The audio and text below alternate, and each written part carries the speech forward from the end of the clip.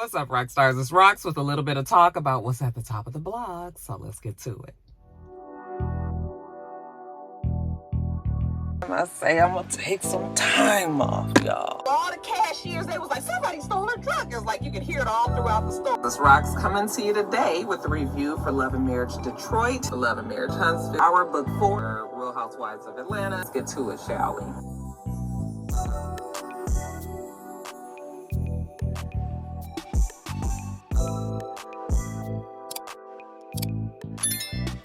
All right, you guys. Yes, we are trying to get, I told you guys that I was trying to be more active on social media and just putting myself out there. And child, I don't know how the people is doing it. It is really hard to really spread yourself out on social media. I look up and the damn week is over and I ain't posted nothing. I don't know how people do it. You have to have a team. You have to have a team. Or you can't work full time. You got to dedicate really everything to this social media in order to really, it's Instagram. Now, this is all that I do. Instagram, YouTube, and Patreon. Okay? But it's TikTok, it's Snapchat, it's Twitter. I'm on Twitter too.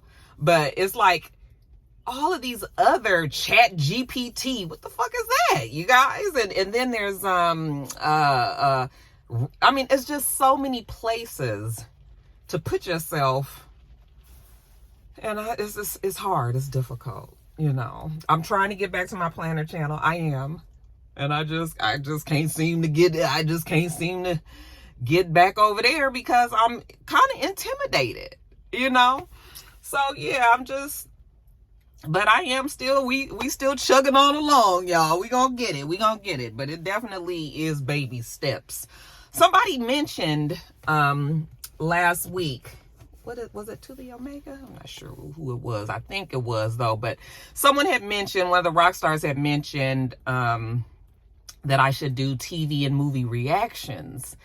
And I don't really know. I mean, I know what reactions are. I know what reaction videos are, but I don't know really what they entail. Like, am I supposed to be sitting and watching a whole show with you guys and then we all together are talking about it? Or is it like I'm reviewing the show or the movie? It is because they said live reaction, so I'm assuming that I need to be with the group, right? So that would be live, and y'all already know how I feel about lives. Or anything equivalent to a live, but I'm interested. I am interested in that. So you guys let me know, like, do you think that's something that Roxanne could easily move on into, but I am still, I'm still trying to figure it out. I'm still trying to figure out ways to make it a little different, changing some things out. For everybody who got confused, I'm done with Love and Marriage Huntsville. I am still going to do the next season of Love and Marriage Detroit and Love and Marriage DC. If Detroit makes it back, I will. They haven't said yet. But DC starts, I think, on Saturday. Or is it next Saturday? I think it's Saturday. And so that's where I'm going to be picking up. I know it's a year later, but it was a year ago that they recorded all this stuff. But you know what? I still feel like I want to give them a fair chance of seeing how season 3 will go. And then of course, if it's a fucked up season, then that will be my last for them, and the same with Detroit. I'm keeping all of my my scripted shows. So all of the Power franchise is the only scripted show that I do now. So I'm keeping those. Raising Kanan, Power, Ghost, and Force, which is Tommy's show. Those are all still staying in. I would actually like to pick up maybe another scripted show, but I'm really not interested in adding any more reality shows, you guys. So don't ask me. I know that everybody's talking about Traders and it's supposed to be good and everything. I don't even want to see Phaedra on anything. Like, I don't know. I don't not like Phaedra, but I'm just over Phaedra. So it's just like, when I saw she was on there for real, I was just like, oh, okay, child. I know. Because people that like jump from just reality show to reality show to reality show to reality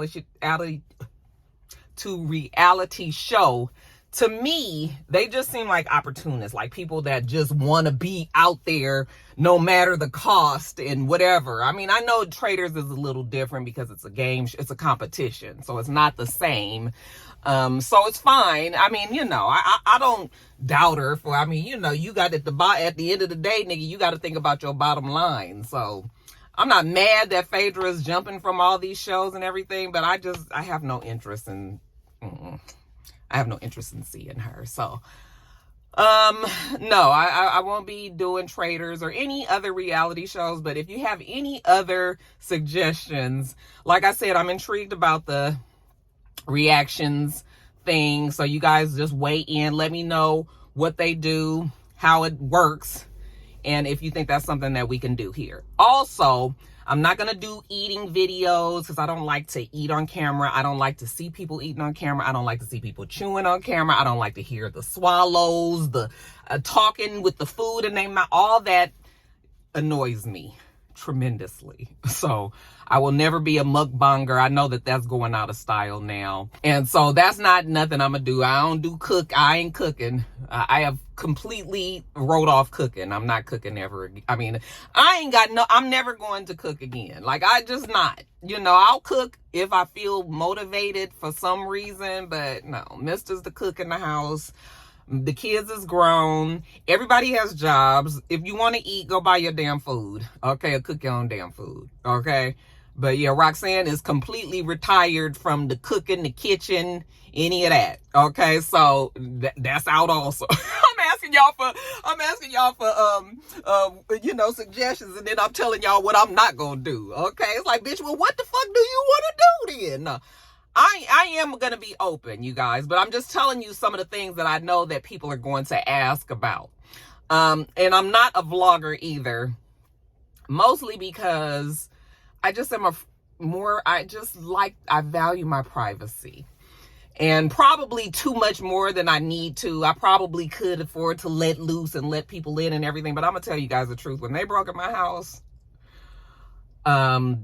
that completely stopped me from wanting to really film in my house and letting people see what's going on and, you know, the things. I mean, you guys have seen my house, obviously, and been inside of my house and everything, but just the everyday and you guys being in my space and that stuff is like kind of sacred to me. And I'm not going to do that either. I'm not a daily vlogger. I might do vlogging if it's like a day in a life, you know, when I'm busy doing something outside, going somewhere and all that. Other than that, that's also some things, you know, something that might come up that I'm just not gonna do. I don't know. I love to see people's like get readies with me and people's unboxing of things that they bought. I love to see people's stuff that they buy and things. And I am influenced by influencers just like everybody else.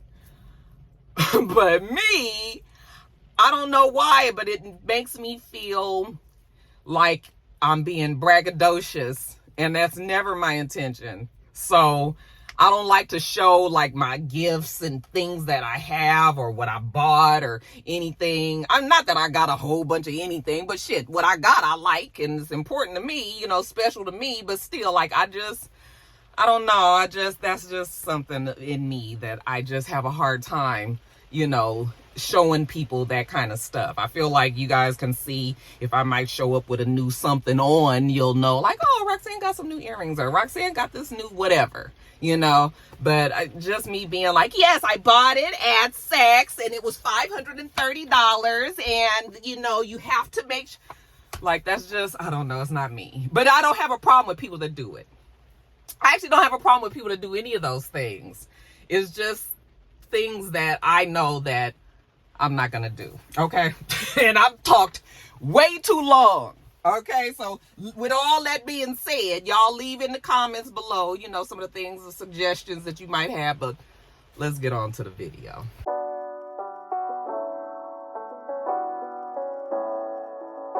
All right, you guys, so first story up, we're gonna get politics out the way first. I'm about sick of politics right now. I don't really even want to look at the news. I don't want to discuss politics no more. I I'm so disgusted with everything that's happening right now.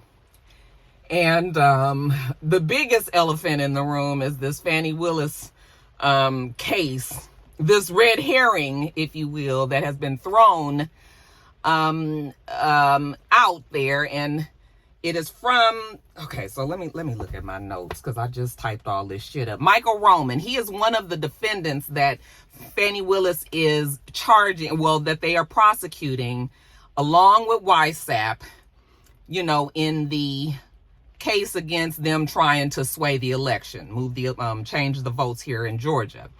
And so, you know, when you are the DA, you are allowed to hire whoever you want, you know, special counsel and things to come in and help your team. This is a big case, okay? They're trying, 19 people, one person, even the DA team, they all can't just handle that. They need some more help. So, you know, people bring people in, they give them an agreed amount salary, or, you know, a check of however much they gonna get paid for their services. And it's a normal thing. I work in government. It happens all the time, you guys. Where the problem is in this case is Fani Willis, who I thought was married, is divorced. Okay, that's not the problem, but just stick with me here. Fani Willis, who is divorced, hired on a man named Nathan Wade. He is a lawyer that she's hired on as special counsel.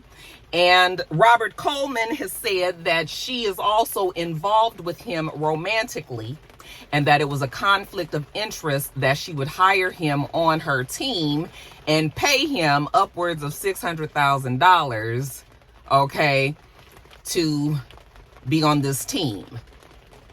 I need you guys to just stick with me here, okay? I know what it looks like ethically. Maybe there is some lapse in judgment. Maybe Fani could have thought a little bit longer about the implications of bringing Nathan Wade on her team and everything.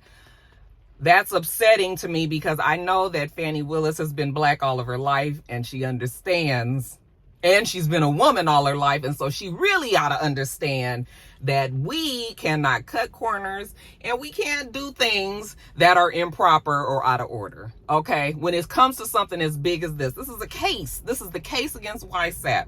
I mean, this shit is super big to me, because y'all already know how I feel about YSAP, right? So when you put all that together, you really have to think about the fact that, okay, I can't let nothing fuck this case up, okay? I can't let nothing that, even though I know that this has nothing to do with the case, I can't mess up this case, because they're going to use this in the court of public opinion, and it's going to make me look bad. Not only that, but it might besmirchify this fucking case. Shout out to Don King, okay? Now, what you guys have to understand is the judge is well versed on the law and everything. And I'm sure that Fani is too, and probably maybe even Robert Coleman, okay? Robert Coleman is not concerned about the legal parts of this, the law. He is more concerned about the court of public opinion. It looks terrible in the court of public opinion, okay? But in real life, you guys, the judge is, if the judge does what the judge is supposed to do, they're going to stick to the facts of the case, okay?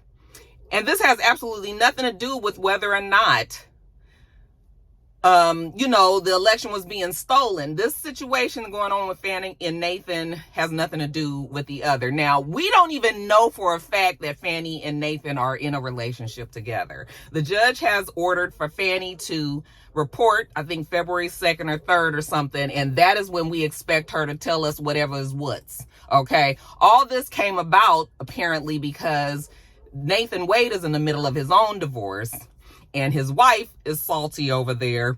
And so in their divorce proceedings, some of the paperwork and some of the things that are over there is showing that he was involved, and they have decided that it was Fani. I don't even think Fani's name is in any of the documents, okay? Maybe there is some conversation. Maybe there's some conversation about, him seeing somebody. And, you know, I didn't read the documents. I'm not going to lie. I didn't read them, and I probably should have, because I know you guys are going to be like, no, Roxanne, so. But I read some articles. I read New York Times, and what I'm saying is, you can be in a relationship with whoever you want. It's not improper for her to pay the special counsel, and so she can pick whoever she wants. As long as they have the credit, you know, the credentials to do the job, then she can pick that person. We still don't know for a fact that these two are seeing each other, but really, you guys, it doesn't have anything to do with the case. Now, I'm mad at Fani because, like I said, she just, I don't know, girl, you didn't remember. Did you forget you was a black woman? Did you? Okay? And that we are in this world of social media. You just, it can't be no mishaps. That's why I'm so upset. I don't give a fuck if she's seeing the guy. He's getting a divorce. She's divorced. Okay? But Robert Coleman and YSAP's team and all that, what they understand is money. And they know that when people hear things that, you know, there are buzzwords, there's catchwords, people are going to pay attention when you say, she paid her lover $600 and something thousand to come and work on this case. Okay? Now, ain't nobody talking about all the other money that she spent to these other people. I'm sure because they said that she's hired like 8 or 9 other folks. But you know, there's been no problems with any of them other people. It's only been about Nathan. And they're saying because in the paperwork, he's bought 2 tickets to go out of town on vacations and whatnots. And they're presuming that that second ticket was for Fani Willis. Maybe it might even say Fani Willis on the ticket or whatever. But we don't know for a fact that they were in a relationship. But, you know, I know. I'm not going to say. It looks like they probably are in a relationship and everything. And that's the only reason why I'm mad at Fani. Because it was just like, Fani, girl, I know you was trying to, you know, he might be the best person for the job. And, you know, you might have known him well and trust him and everything. But it's just like, girl.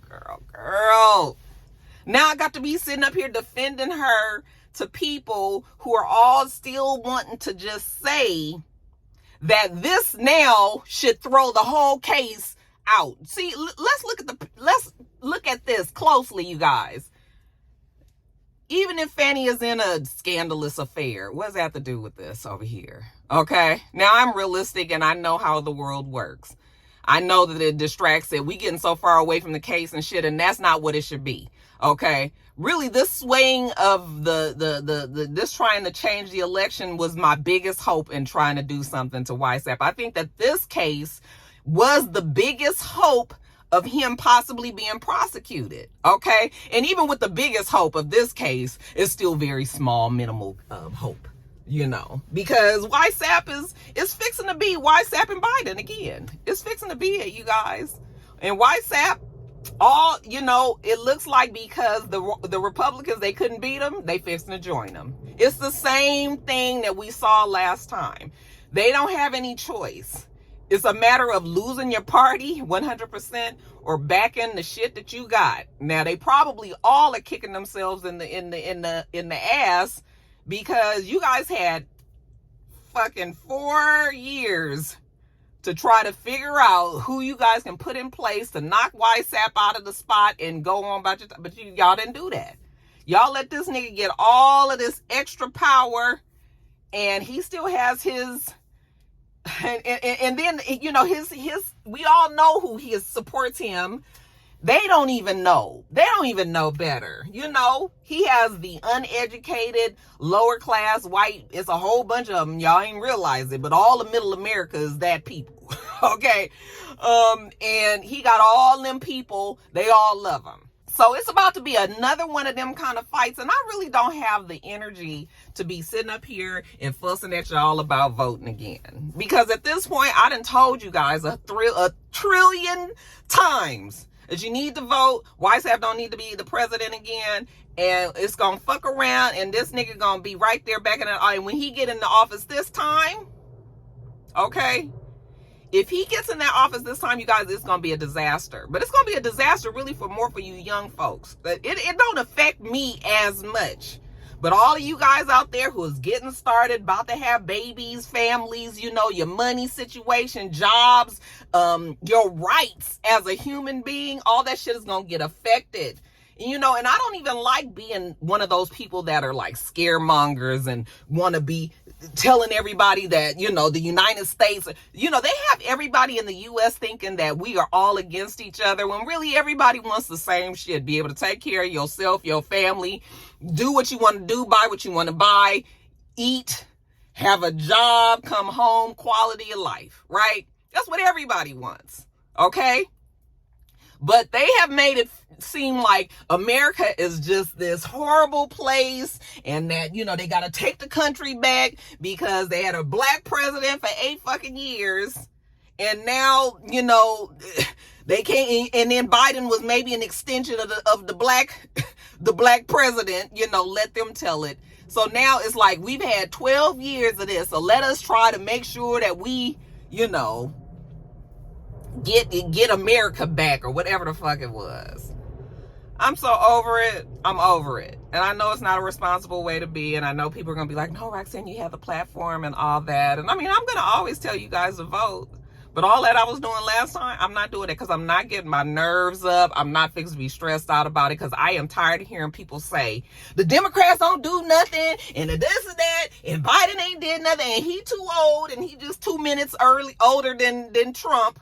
Okay, but you know, he too old, and you know, of course, we're not going to ignore the fact that Kamala is a black woman who's the vice president, and if something happened to Biden, then we got to worry about, I mean, people, not we, but people who don't want her got to worry about that. So, you know, that's swaying other people's minds too. Okay, and it might be some of we. Because, you know, it's a lot of black people out there that don't think a black person can be a president or be a vice president or be a, you know, a leader of the free nation. So that's it. But I just keep on looking at the case with Fani, and I just be like, oh, Fani girl. Now I admire her. I knew that she was trying to make a difference and do some things, but all this, I'm so sick of it. And you know, we looking at YSAP. He done won New Hampshire. Nikki Haley, she's still in, because I think she wants to get to the South Carolina primary. South Carolina is her home state. If the heifer better win South Carolina. Because if you don't win South Carolina, I mean, she can't, even though she has caught up to YSAP, I think in single digit numbers now, it's probably 9, okay? But, you know, now that she's not in double digits, she's closer. I guess she's feeling motivated that she can make it and that she can catch up. But, girl, it's not enough time, first of all. You don't have enough time. The election, hell, we about to be in February, you guys. We gonna turn around, it's gonna be November. She ain't got time. She can't catch up with him. You know, so, you know, and then DeSantis has dropped out, and Christie, I was saying Doug Christie, it's Chris Christie. You was like, y'all, can you imagine Doug Christie and Jackie up in there? But, you know, none of them people, YSAP, and first I was thinking maybe YSAP was going to pick Nikki Haley as his running mate, but he didn't talk about her so bad. But you know what? He still might take her in. And you know what? I bet you she would accept it. And I bet you she would be running up there after all the shit that he done said about her. And then we can't even ignore how dumb she is. Okay? Racism doesn't exist. And what about your boy Tim Scott over there shucking and jiving? Oh, yes, a boss. Yes, a boss. Oh, he just really back there with YSAP, ain't he? This nigga want to get up out of Kentucky and get in that White House. Oh, I'm just over it. I'm over it. I'm over it. Okay? Because it's going to be whatever it's going to be. I need you guys all to vote if you are concerned about your future. Okay? You young folks especially. You guys are the ones that decide these things. Okay? And I'm on my soapbox. I'm tired of talking about it. You're probably tired of listening to it. So next topic.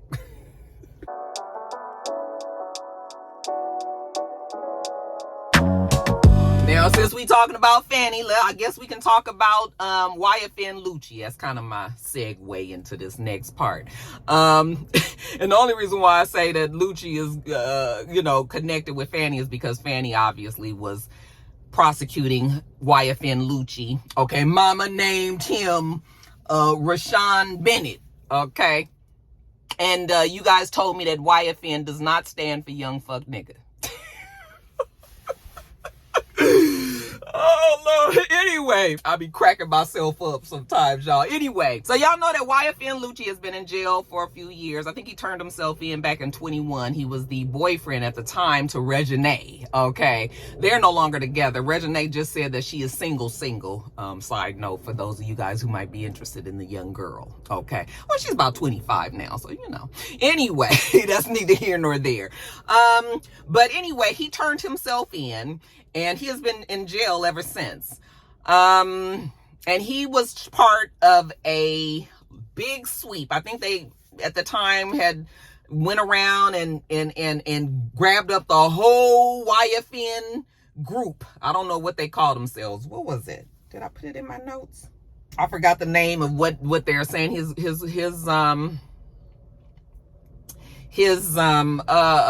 you know, organization is, but I think YFNLucci fancies himself as a Crip. He's part of the Crip gang, okay?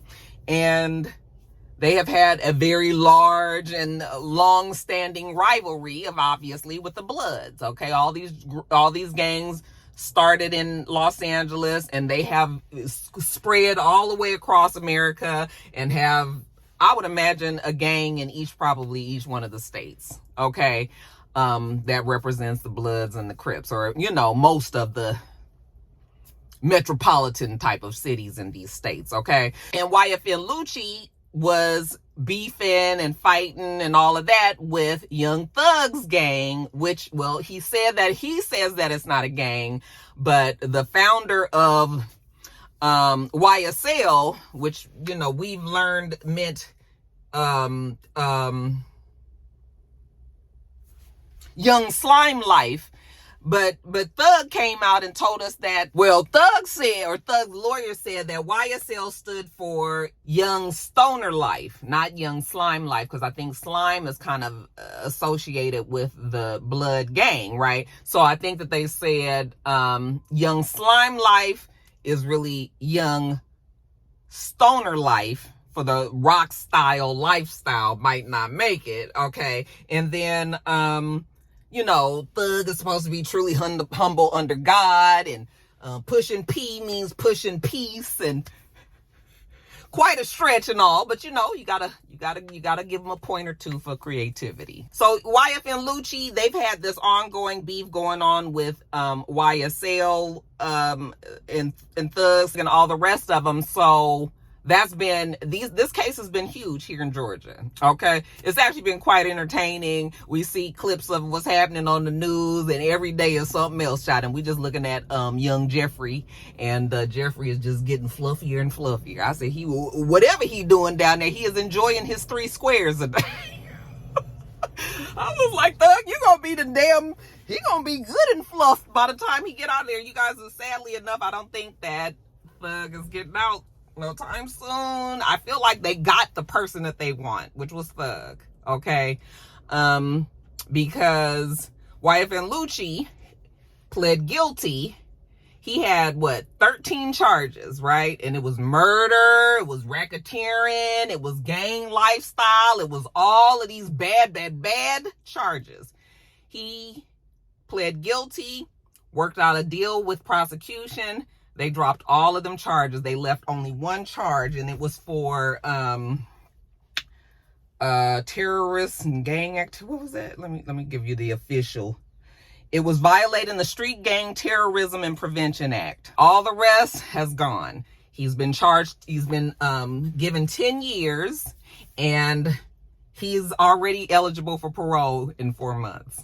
Even prosecution is saying that they believe that he should get out so that he can get back to his career and his family and, you know, his life. That he's been in jail this whole time. They feel that he's learned his lesson, and they're letting him go. So he's going to be out potentially by summer, you guys. And like I said, I feel like they got their man. This is what they've done with all of those people. They ended up sweeping all those folks up, held them in jail for a couple of years to the point where they just got tired or scared or a combination of both. Okay. And now folks is, I don't know if they talking or nothing, but they coming up, like, you gotta think, like, now this person was in jail with 13 charges and I'm letting you go in a couple of, with just this one charge. Now, them charges was either they was bullshit or what. Now, he actually pled guilty, which means that he is pleading guilty to what they had accused him of, which was he was part of the drive-by shooting that happened at McDonald's and somebody got killed. He was charged for murder. He was charged for that. But like I said, they've dropped it. And he gonna be getting out soon, you guys. So I don't know if that means that he is saying that he's guilty for killing the person, even though because the charge is dropped now. So are they just saying, okay, he didn't kill him? I don't know how that works, y'all. But I was just like, yeah, everybody is getting all these fantastic deals and shit, but except for Thug. I feel like they are not letting Thug out. And that's too bad. He's very talented. Like I said, oops. I got Blue barking again. Very talented kid. I call people kids, but it's not disrespect. But very talented, Joe's favorite rapper.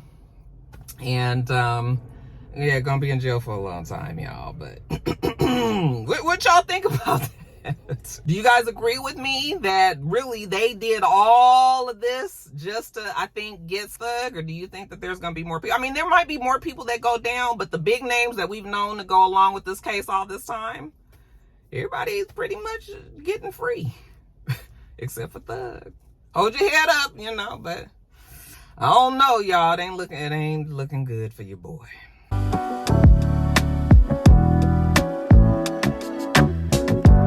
Rest in peace to YSAPWinsNH. He is the youngest child of Coretta and Martin Luther King. We've been talking about the Kings quite a bit lately, you guys. If it wasn't such a sad occasion, we would visit civil rights heaven today, but we won't do that in respect of YSAPWinsNH and the fact that he died. You guys, 62 years old. They said that he had a long battle with prostate cancer, which is very prevalent in Black men especially. And so if you have prostate issues if it runs in your family, then that's something that you need to make sure that you pay attention to. Prostate issues run in Mr.'s family. So, Mr. is aware, and that's something that Joe is also going to have to be always paying attention to and everything. But yeah, you guys, he did pass. We always forgot about Dexter. And that's why when people were doing all of these tributes and things on the news the day that he died, all the pictures, the last time that we saw Dexter was at Coretta's funeral. And YSAPWinsNH, like I know her. Okay, let me not act like I just know the girl like that. But the last time that we saw Dexter was at YSAPWinsNH's funeral. Okay, and we haven't seen, but before that, we hadn't seen him for many, many years. I know that he was in charge of the King Museum here, but you guys, when we first moved here, all that kind of fell apart. The family was kind of fighting over all the artifacts that was left from Martin Luther King, and some people in the family wanted to sell them off, and then Morehouse ended up getting a hold of the artifacts and pulled everything out of the museum, which was the museum I think that Dexter was like the chairman or the CEO over. And so then when you would go to the museum and you thinking that you're going to see all the Martin Luther King artifacts, you couldn't even see them because they weren't there anymore. So it kind of took the punch out of the museum. The museum is still nice, but it's not the same. You want to see actual artifacts sometimes, and they only had a few little things. You couldn't just go to Morehouse. They didn't have it on display for the general public. If they had it on display at all, it would only be for people that have, because you can't just Morehouse, the schools, Morehouse's campus is pretty open, but like Spelman is like a fucking fortress. You can't get in there, but I don't know. I don't think Morehouse had them on display. I think they were just holding it until everybody figured out what was going to happen with the artifacts. But, so then I think at one time the family was all kind of fighting over the artifacts and everything. And Dexter, I think, must have just been like, forget it, he done. And then it was just, it was just, that was it. Like, we didn't see Dexter no more. It was rumors going around about him. I don't know if they were or weren't true. Out of respect, I won't, But you guys, if you have heard rumors about Dexter, those have been floating around for a long time. But apparently he's still been living his life in Malibu. Apparently he was married. And I don't know. They didn't mention that he had kids. It's so interesting that none of the kids, the King kids, with the exception of Martin Luther King III, but nobody else had kids. And I think Martin only had one. Okay? It's interesting that you have this legacy and the name won't be carried on because even Martin's kid is a girl. Did they have another kid? Child, I might be talking wrong, but I think that sounds right. I think that sounds right.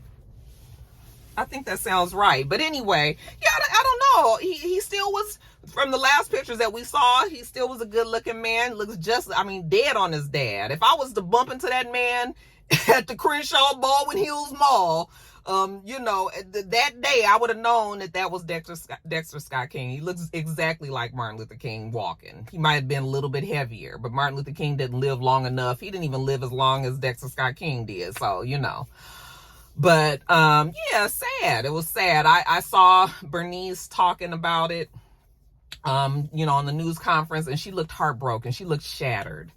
And, I believe that the kids are, that's her brother. They're close, and I'm sure that's a blow. But I don't really know what else Dexter's been doing since all of that stuff happened. He's just been living his life quietly in Malibu. But like I said, he did succumb to prostate cancer. They said he was surrounded by his family and, peaceful and painless and all of that. And that he's gone on to join his mom and dad. So we're going to keep that in the memory bank, though, you guys, because once we all get past our grief and, it's a more respectful time, we'll talk about the reunion of these three. Well, actually, they had another kid what was the oldest? The daughter. There was another daughter that died, right? Yeah, there was a daughter, and then it was Martin Luther King III, and then it was Bernice, and then it was Dexter. Yeah. So, eventually we're going to talk about the reunion of the family up there in heaven, but just not today, you guys. He was 62 years old. Rest in peace to Dexter Scott King.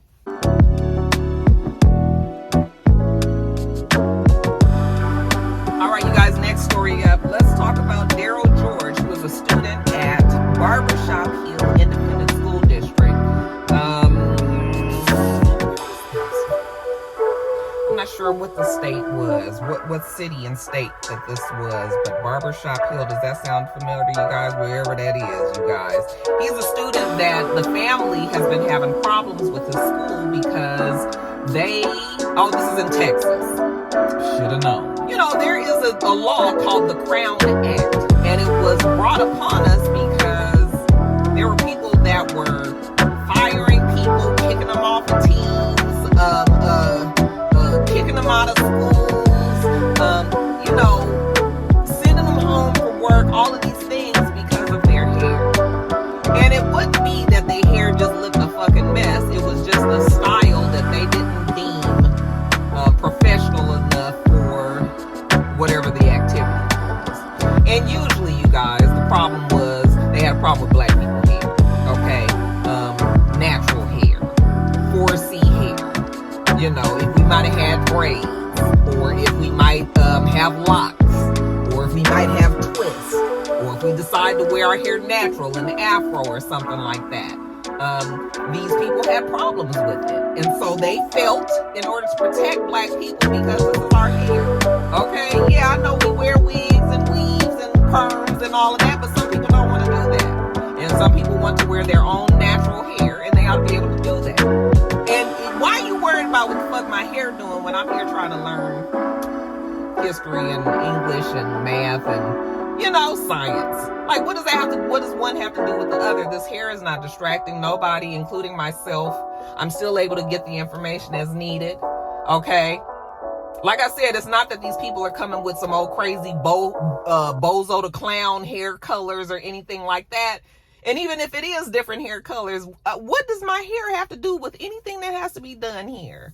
Okay, now I understand that sometimes hair can be a distraction, you know, if it's wild and way out and doing something. But natural black people hairstyles is not, even though it's not nothing that you used to, okay, you need to get used to it. The family is arguing that it's a violation of the Crown Act. We already know that. The principal is choosing semantics over this because they're saying that it's not about the style of hair, it's about the length of hair. Style is length, it's color, it's whatever the hair is, it's all encompassing. Okay, so yes, you are talking about the hairstyle. Length is part of the style. Oh, she has long hair. Oh, she has short hair. That is a style. Okay, yes, and then there's sub styles within the style, but it's a damn style. Shit. And so the boy ended up pinning his hair up. Okay, so you guys have a thing that says that it can't go past his earlobes. Okay, so I pinned my hair up. So now what? Now it's a pissing contest over whether or not this boy should be having his hair tied up, and you guys still kicking him out of school and everything. Yeah, we gonna sue you. Okay, this man then went and took a whole ad out in the community paper talking about how, okay, I'm gonna give you guys the quote that he put in there. He said, being an American requires conformity with the positive benefit of unity. Oh, so we all supposed to just all do the same thing, all look alike, no, we not conforming. You know, I know this is the United States and everything, but we are quite individual around here. And really, if we talking about unity, yes, all black people is telling you right now that this boy need to be able to go to school and that he shouldn't have to cut his hair or anything else. Okay? Shit. I be sick of these white people. And you know, I love my white rock stars and everything. So, you know, I don't be talking about, but what bothers me is when white people really, really choose to be ignorant. You choosing it, okay? Instead of just, it's one thing to just not know better, but this is somebody's damn hair and you going through all this, putting out ads and shit. Let me get off of this. Next topic.